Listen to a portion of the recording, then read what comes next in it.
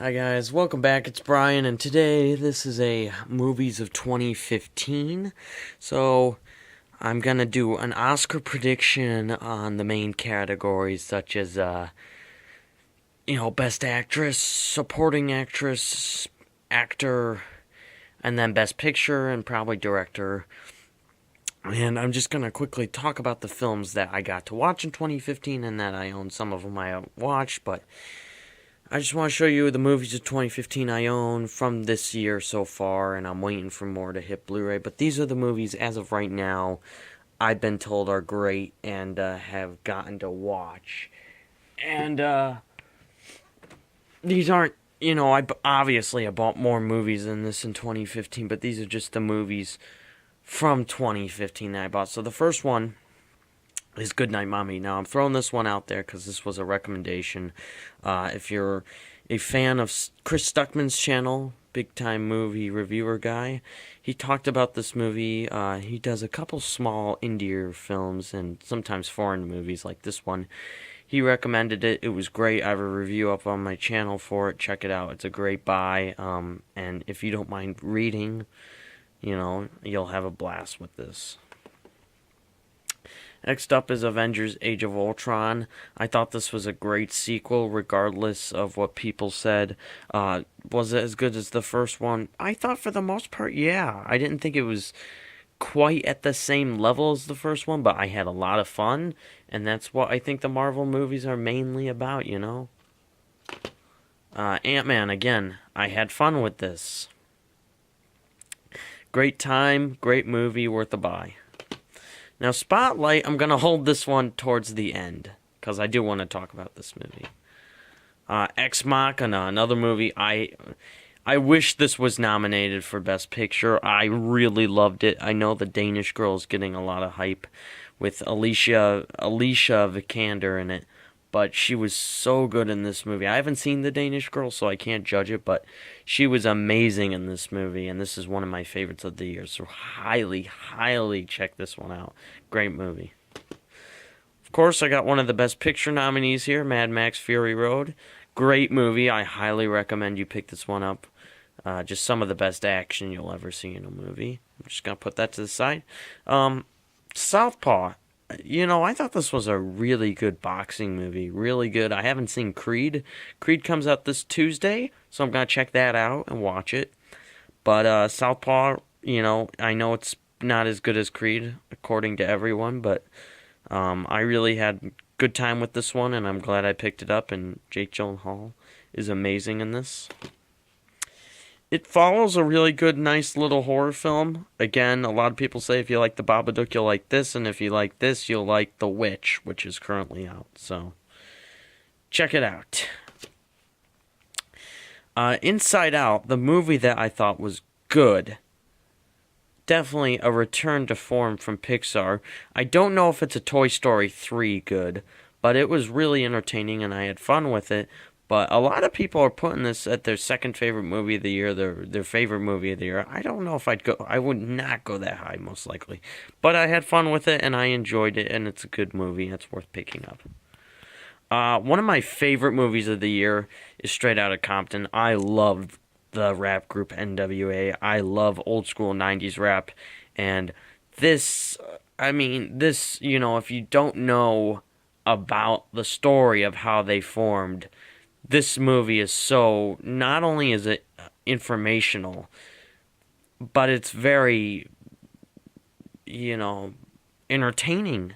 I had fun watching them come up with the lyrics to this, and when you listen to their songs, especially if you're in my age group that never got to grow up as a teenager listening to them, I grew up in the late 90s growing up, so I got to hear them later in life, and hearing what they had to deal with the police, and which is why you'll hear it in their rap songs, it really does make sense.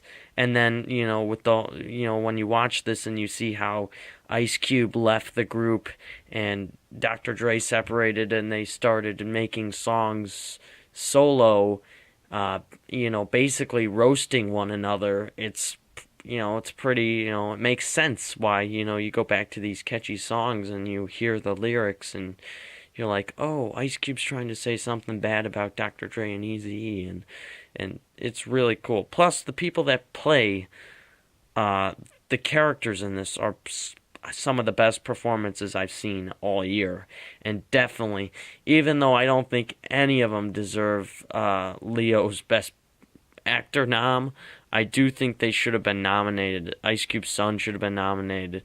The guy who played Eazy-E should have been nominated, and the guy who played Dr. Dre should have been nominated because all three of them were great. Great movie. I loved it. Furious 7. I bought this one on Black Friday. I still have not watched it because I haven't watched Fast 5. And I own Fast 5 and I own Fast 6. And I'm going to pop in Fast 5 one day and then pop in 6 another and then pop in this finally. I hear it's great. I just didn't have time to watch it, so... And I haven't really gone into the Furious movies yet, but I'm hoping 5 will help me get there because I hear that's the best one. I picked up Bridge of Spies. I haven't watched it yet. I hear it's great. I didn't have time to see it in theater, so I picked it up, and I'm waiting for a good day to watch it.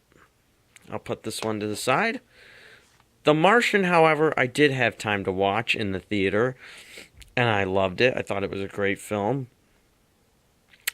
I don't think it's comedy, but, I thought it was a great movie, and I get why it's nominated, and it's very entertaining, and I think it's one of the greatest of the years. I wouldn't say Best Picture it should win, but I think, being nominated, I'm not at all disappointed by that decision. Steve Jobs, I thought, was another great movie. I had a lot of fun with Steve Jobs. I'm really glad I watched this. It's really smart, and I had a lot of fun watching it. And Danny Boyle, he's an amazing director. Sicario was another great little gem. In fact, I think I like Steve Jobs better than Sicario, even though Sicario has the action.